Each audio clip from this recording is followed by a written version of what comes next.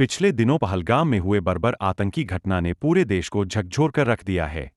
इस भयावह हमले में 27 निर्दोष नागरिकों की जान चली गई और कई अन्य गंभीर रूप से घायल हो गए, जिंदगी और मौत से जूझ रहे हैं। पूरे देश में इस घटना को लेकर गहरा आक्रोश है और लोग सरकार से त्वरित और कठोर कार्रवाई की मांग कर रहे हैं।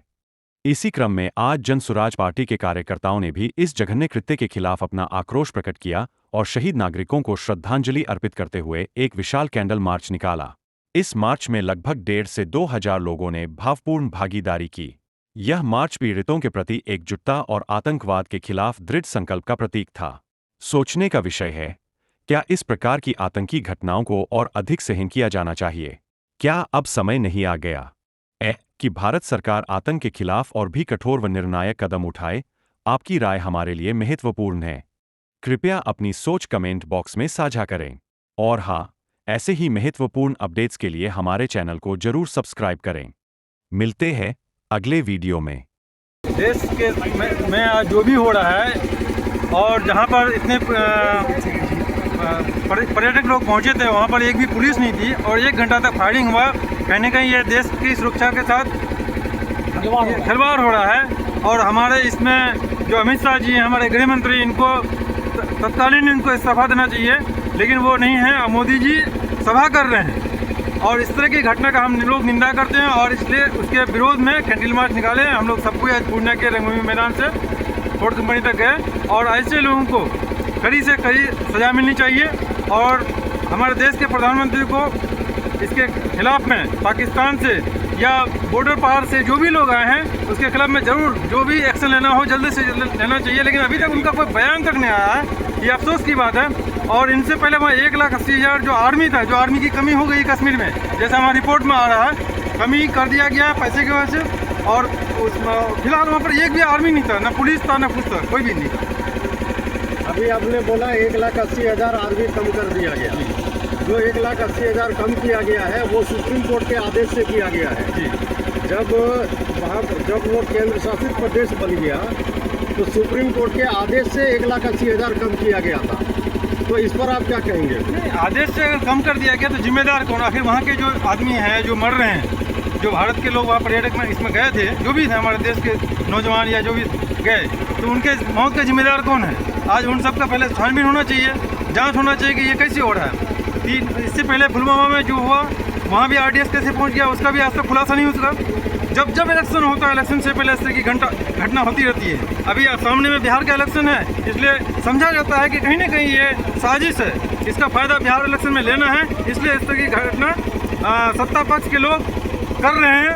और ये पूरे देशवासी को इस तरह का आशंका है। यकीनन इसका जांच होना चाहिए, लेकिन इस पर कोई बयान नहीं आ रहा है। न देश का जो मीडिया है इस पर कोई सवाल कर रहा है, नेशनल मीडिया। यही वजह है कि आज जो नेशनल मीडिया की जगह में आप जैसे लोग इस सवाल को उठाएं और हम जैसे लोग इनके खिलाफ में आवाज़ उठा रहे हैं। हमारी आवाज़ को आप सरकार तक ले जाएं और पूरे देशवासी तक ले जाएं। ये आपको पता ही है, जो अभी एक हत्याकांड कह सकते हैं हम इसको, जो हुआ है उसके विरोध में आप क्या कहेंगे इसके बारे में? ये पाकिस्तान के छद्म युद्ध के वजह से जो नृशंस हत्या हुई है बेगुनाहों की, इसकी और निंदा करते हम जन स्वराज पार्टी के लोग। आज जो भी हम लोग का धरना प्रदर्शन था या जो भी कैंडल मार्च था, ये उसके शहादत को जो उन्होंने दिया उसके एवज में हम लोग ने निकाला था।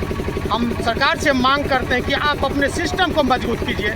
हम दूसरे देश पर ये आलोचना लगा सकते हैं कि वो देश कराया, ये देश कराया। मेरी भी जिम्मेदारी बनती है, मैं भी अपने बॉर्डर एरिया को इतनी टाइट करके रखूं कि परिंदा भी पर नहीं मार सकता है। आज माननीय सारे चीज़ रहते हुए भी हमारे 27 निर्दोष की हत्या हुई है। उसी में हम लोग कैंडल मार्च निकाले थे। जन स्वराज पार्टी की तरफ से मांग है माननीय प्रधानमंत्री जी से, सारे विपक्ष के लोग आपके साथ हैं, कंधे से कंधे मिला के आपके साथ हैं। आप जो भी निर्णय लें, जो भी कदम उठाएं, आपके साथ रहेंगे हम विपक्ष के लोग। ये सरकार की नाकामी बताती है कि अभी तक आपने कुछ किया नहीं या कर रहे हैं, तो हम विपक्ष को ब्रीफ कर रहे हैं या नहीं कर रहे हैं। रूरल एरिया में ये मैसेज नहीं जा रहा है, हम पूर्णिया वासी के लिए सारे मैसेज नहीं आ रही। हो सकता है कि आप कुछ कर रहे हो, मेरी जानकारी में नहीं हो।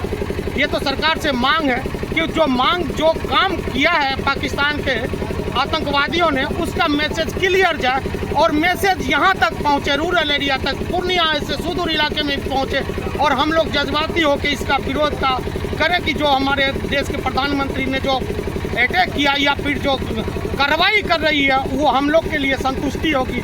यही मेरा निवेदन है माननीय प्रधानमंत्री जी से। बहुत बहुत धन्यवाद, आभार। मेरा नाम अरुण कुमार सिंह है। सामने नहीं हो सकता, ये इंटेलिजेंस तौर पर किया जाता है सैनिक कार्रवाई। खुफिया एजेंसी योजना बनाती है, सैनिक अधिकारी योजना बनाते हैं, सरकार आदेश देती है, तब जाके कोई कार्रवाई किसी देश के खिलाफ या आतंकवादियों के खिलाफ की जाती है।